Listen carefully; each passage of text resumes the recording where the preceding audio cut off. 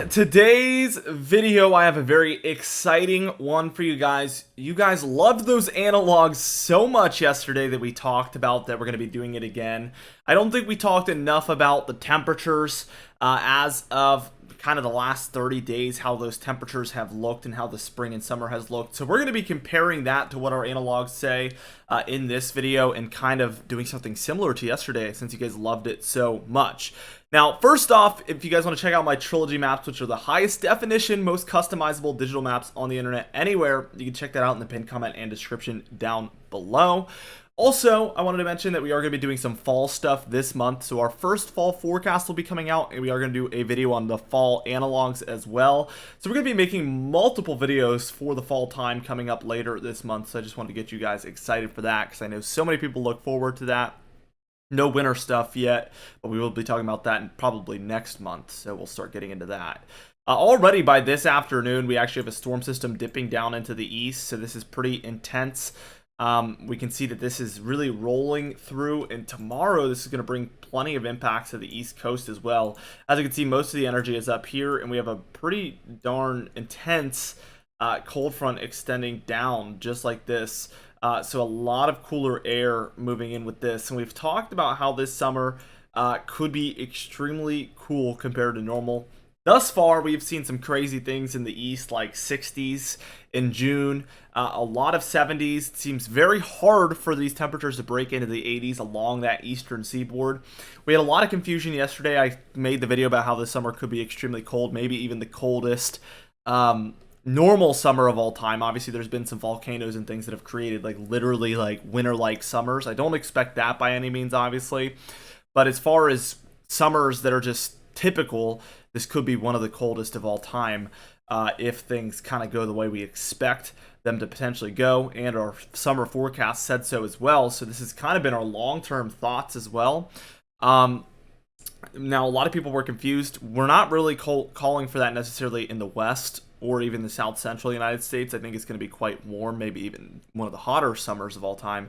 It's mostly the East where that cold looks to take aim. So stay tuned for the end of the video. We'll be talking about where and when and what that looks like. But let's keep going. So Monday, very stormy for the East along that cold front. We get cooler temperatures, surprise, surprise, moving in after that.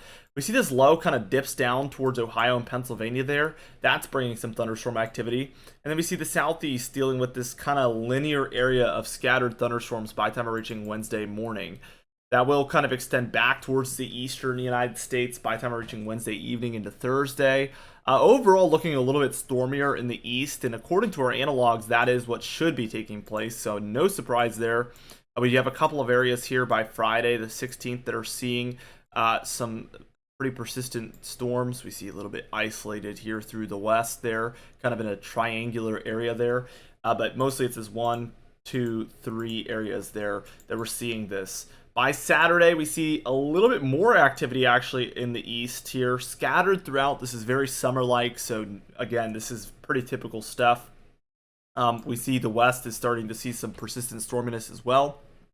Now by Sunday, we get two main storm systems, this one across the east here, and then we can see a pretty intense 986 millibar low pressure center there, bringing some storms along this frontal boundary here. Very, very interesting.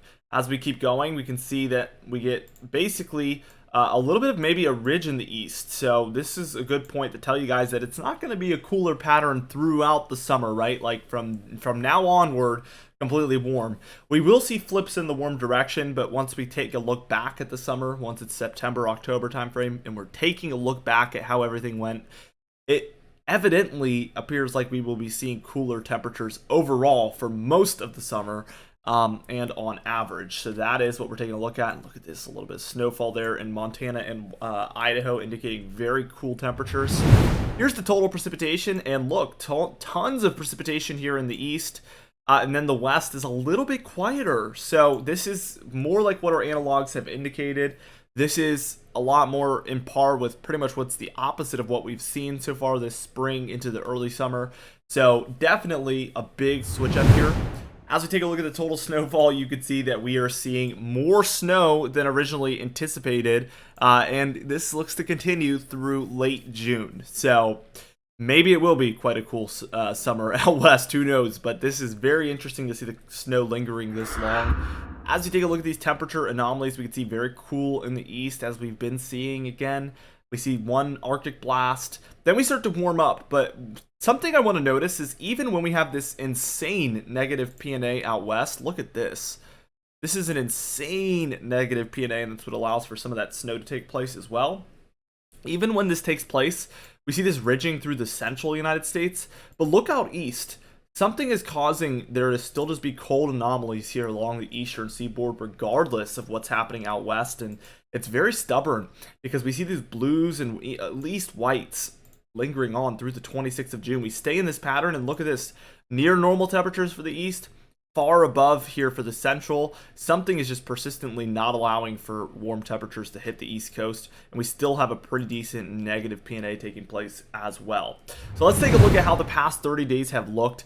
This is the look, and again, this east coast region is mostly where we're referring to the very cold temperatures throughout the summer compared to normal, because we've seen this taking place at least through the early summer, and it looks to continue that way, and maybe even these areas getting cooler. I think the upper Midwest here has been a little bit warmer. I've gotten comments like that as well, people saying there's no way, you know, it's been so hot. But in general, we expect this area to be cooler than normal through the summer. A little bit of warmer conditions out west potentially is more in par with what we expected. Here's our analogs that we were talking about. And as you can see, these areas are cooler and just a little bit of warmth there in the northwest. So this is pretty on par with what we've seen. Again, minus this area, but for this area, this is very on par with what we've seen.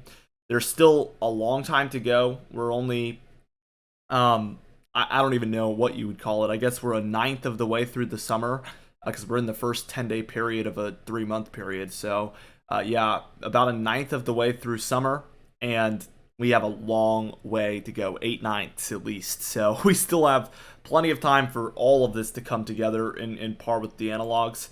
It is important to note this is only 3 analogs, and usually more than that would give you a more averaged out look of what to expect. This is a little bit more specific, but again, I talked about in yesterday's video, we have not seen a lot of El Nino summers over the past maybe 30 years or so. There's been maybe 3 to 5 El Nino summers, and obviously there's been 30 total summers, so that is not a large percentage of them, and we do expect to obviously have an El Nino summer this year.